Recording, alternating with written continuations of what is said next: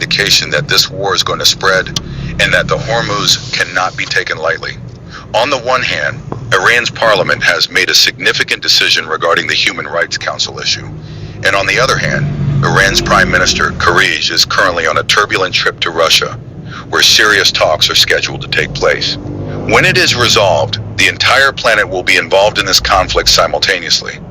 Additionally, Iran has currently shut down American bases. But NATO founder Bilkasus Bartanian has stated that in the event that America is attacked, then NATO's Article 5, which states that an assault on one is an attack on all, will be activated if this is done, and all members will unite to attack Iran. This comment has been made, but on the one hand, the situation is dire, and we do not believe that this war will only affect Iran. Pakistan also called a meeting of the National Security Committee as a result of this. Very unusual circumstances have led to the calling of this summit. There is just a really special occasion for this encounter. Since Pakistan is Iran's direct neighbor and the conflict is expected to grow, it is equally crucial that this meeting be called. I know a little bit about what Pakistan can contribute to this. I want to start by telling you, Nazariram, that Iran has initiated the 20th wave of war. America has attacked Israel, and Iran is still attacking the country. Numerous American bases in the Middle East have been evacuated, but Iran's official media outlets have now said that we will keep attacking Israel because Iran views Israel as America's real Middle Eastern base and will not stop attacking it. On the one hand, Iran has developed a new generation of Kyber missiles, which it launched on Israel and inflicted destruction. Iran has also made the launch videos public.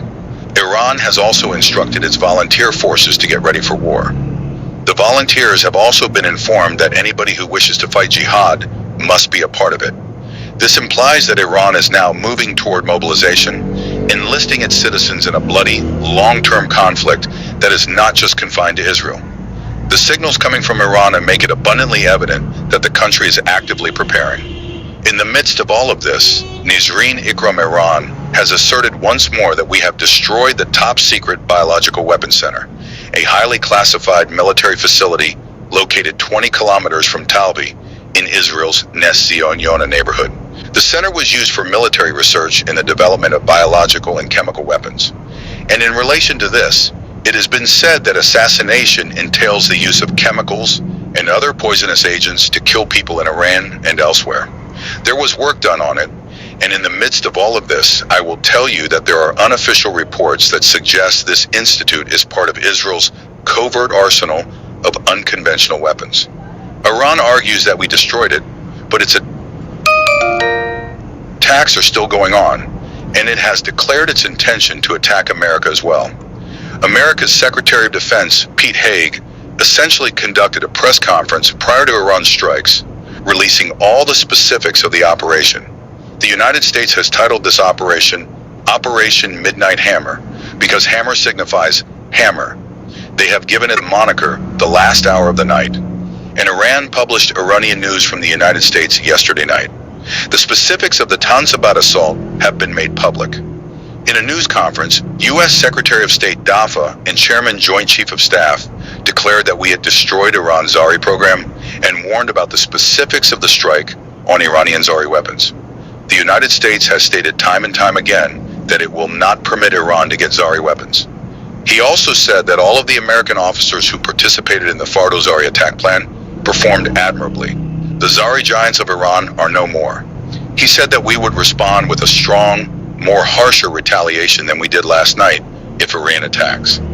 According to U.S. Secretary Dafa, the U.S. action did not result in any injury to Iranian soldiers or civilians.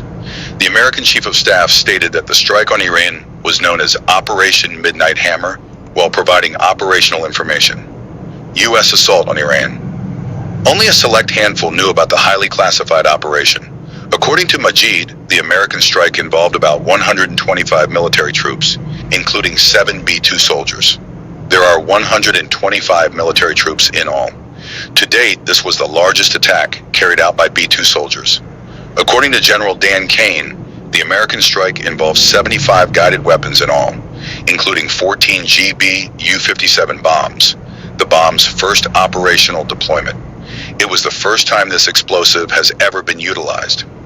America utilized 14 of these bombs at one point after seizing them. This is a really startling event for the spectators, and in all of this, you can see that Iran is currently getting ready to respond formally, while America has disclosed its information, flight route, and other stuff. Iran has condemned another Mossad agent to death, on the one hand. Although Iran continues to attack Israel, the Iranian Parliament has officially approved the closing of Abnei Hormuz in response to the American airstrikes on Iranian Zaritasbat. You must comprehend why the Iranian Parliament has formally authorized the ban on Abnei Hormuz, which the Iranian administration had stated would close following the American strikes.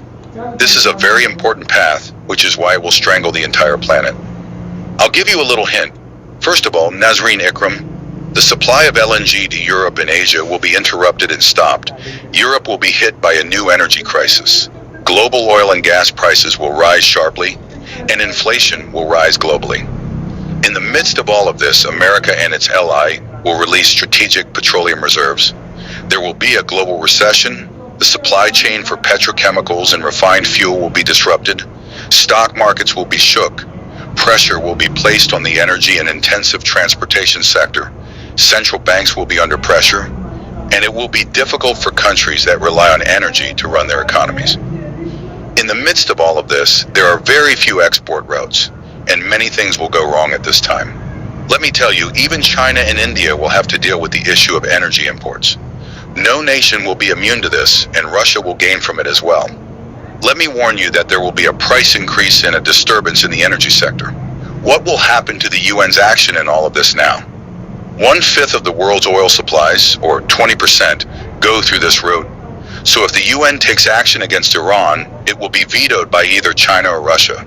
Diplomatic efforts will cease, and the only way to resolve this issue will be through war, which is exceedingly risky. You can see from this that practically all of the fundamental infrastructure, including Russia, will suffer losses, and that every department in the globe would be affected. However, China and Russia have publicly denounced the US assaults and have spoken out against the US, and now there are concerns about Iran's Prime Minister Kabarja's travel to Russia. However, Iran's proposal has been endorsed by 3 nations, and the UN Security Council has convened a conference in New York. China, Russia, and Pakistan are the 3 nations that have backed Iran's proposal. The United Nations Security Council has also summoned an emergency meeting at the request of China, Russia, and Pakistan. Right now, Vladimir Putin has made a very forceful speech, claiming that the world is on the verge of World War III, and I take this remark extremely seriously. I take this extremely seriously. I mean it when I say this.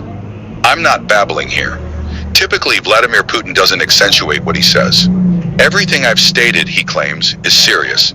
However, Vladimir Putin has highlighted this issue. Thus, there is only one item that has been linked in this situation, which you name a gallows. Now, the gallows has grown and expanded considerably.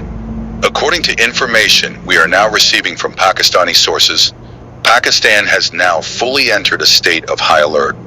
Iran's nearest neighbor is Pakistan. Actually, we covered some Pakistan Air Force planes in Kota the day before yesterday. It goes without saying that we must secure both our borders and our adversaries since we share a border with Iran. What role does Pakistan play in this conflict? This is crucial. Everyone is watching Pakistan's military leadership and its policies. Field Marshal General Asim Munir is not traveling to Saudi Arabia at this moment due to Pakistan's current state of high alert. He traveled from America to Istanbul. He arrived in Istanbul for the meeting of the OIC. The Field Marshal has made the decision to return to Pakistan and is not traveling to Saudi Arabia. Journalists are predicting that Iran will take a very significant action. The most significant National Security Committee meeting has also been called by Pakistan's Prime Minister for tomorrow. Another very obvious sign that something significant is about to occur is the calling of a National Security Committee meeting. Iran is likely to take a very significant action, and Pakistan appears to be finishing up its preparations in advance of that. And it's clear that Pakistan is aware that America has enormous plans. All of this has already been denounced by America, which has even contacted the Iranian president. Pakistan does not appear to be supporting the United States in this particular instance of the fight with Iran. Additionally, Pakistan's National Security Committee meeting has been rescheduled. Additionally, being invited is highly significant. What are the repercussions? We'll find out in the next few days. In fact, it's just a few hours away now. Take care of yourself. Stay tuned and subscribe to our channel for more.